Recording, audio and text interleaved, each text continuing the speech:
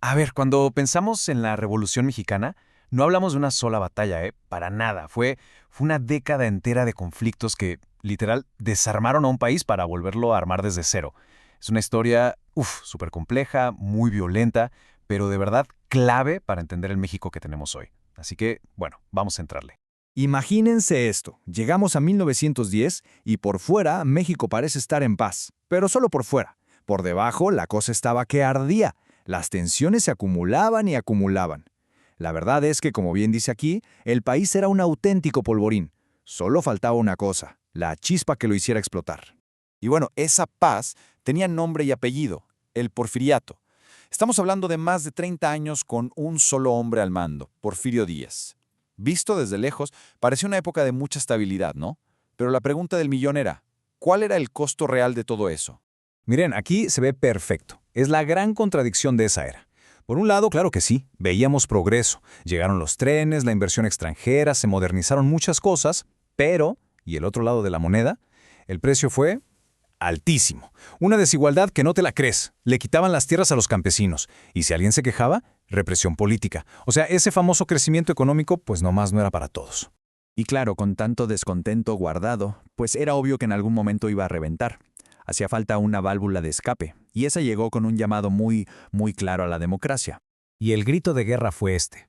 Una frase súper simple, pero qué poderosa. Sufragio efectivo, no reelección. Ojo, no estaban pidiendo la luna, pedían lo más básico, que el voto contara de verdad y que un presidente no se pudiera quedar ahí para siempre. Esa idea tan sencilla fue lo que unió a todos los que estaban en contra de Díaz. Y lo que pasó después fue rapidísimo. O sea, Madero lanza su plan en noviembre de 1910. ¡Pum! Para inicios de 1911, el país ya era un incendio, con gente como Pancho Villa en el norte y Emiliano Zapata en el sur. Y en cuestión de meses, para mayo, se acabó. Un régimen de más de 30 años se vino abajo. Porfirio Díaz se fue al exilio. Así de rápido. Pero aquí es donde la cosa se pone, pues, trágica. Porque una vez que se fue el enemigo que los unía a todos, se dieron cuenta de algo terrible. No todos estaban luchando por lo mismo. Las diferencias entre ellos eran enormes y bueno, el verdadero caos apenas iba a empezar. Entonces, Francisco I. Madero por fin llega a la presidencia, pero se topa con pared. Estaba atrapado. La gente que luchó con él, como Zapata, quería la tierra ya, y sentían que Madero se estaba tardando, que no estaba cumpliendo. La desilusión empezó a crecer incluso entre sus propios aliados.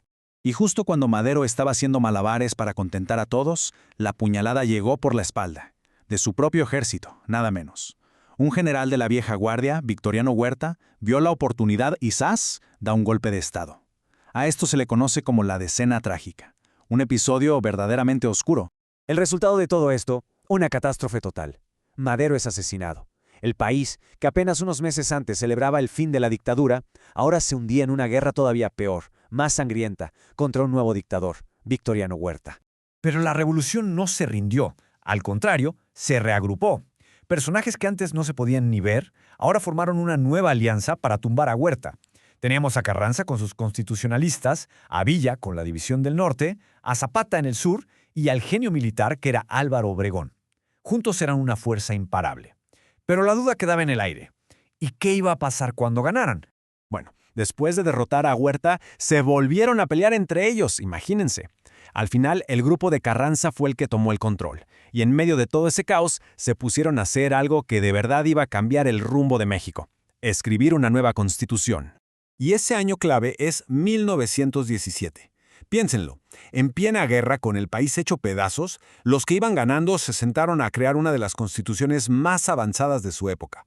Era como tratar de poner en papel todos los sueños y los ideales por los que miles y miles de personas habían muerto. Y de esa Constitución, el artículo 27 es fundamental. Esta era la respuesta directa al Tierra y Libertad de Zapata y sus seguidores. ¿Qué decía? Pues que la tierra y los recursos del país le pertenecen a la nación, no a unos cuantos. Con esto se abría la puerta para la reforma agraria. Era básicamente la gran promesa de la revolución hecha ley. Luego tenemos el artículo 123, enfocado en los trabajadores. Hoy nos parecen cosas obvias, ¿no? Jornada de 8 horas, un salario mínimo, poder formar sindicatos y hacer huelgas, pero en ese momento era algo totalmente revolucionario. Era la respuesta a décadas de explotación durísima en las fábricas y minas. Y no podemos olvidar el artículo 3, la educación. La vieron como la base para construir el nuevo México. Y tenía que ser de una forma muy específica: pública, laica, gratuita y obligatoria para todos. La gran apuesta era que, a través de la educación, se podía formar una ciudadanía completamente nueva. Ok, ya tenemos la Constitución. Uno pensaría que, con eso, la lucha por fin había terminado, ¿verdad? Pues no. La violencia y todas las contradicciones de la revolución seguían ahí. El legado que dejó es tan complicado como lo fue la guerra misma. Y esto que vemos aquí es la prueba más trágica de eso. Ninguno de los grandes líderes, los que empezaron todo, llegó a ver el país por el que lucharon. Uno tras otro, Zapata, Carranza, Villa, todos fueron asesinados. Cayeron víctimas de las mismas traiciones y luchas de poder que habían marcado toda la revolución. Entonces, al final de cuentas, ¿qué nos dejó todo esto? Bueno, los cambios fueron gigantes. En lo social, pues ahí están la reforma agraria y los derechos para los trabajadores. En lo político, se acabó la dictadura y nació un nuevo tipo de Estado, que con el tiempo se convertiría en el PRI, claro. Y en lo económico, el gobierno pasó a tener mucho más control sobre los recursos naturales. Mayra, el México que salió de esto era otro completamente diferente. Y todo esto nos trae a la pregunta final, la que todavía hoy, 100 años después, sigue en el aire.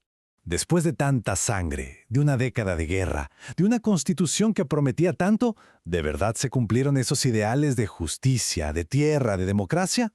Esa es quizá la herencia más grande y más complicada que nos dejó la revolución.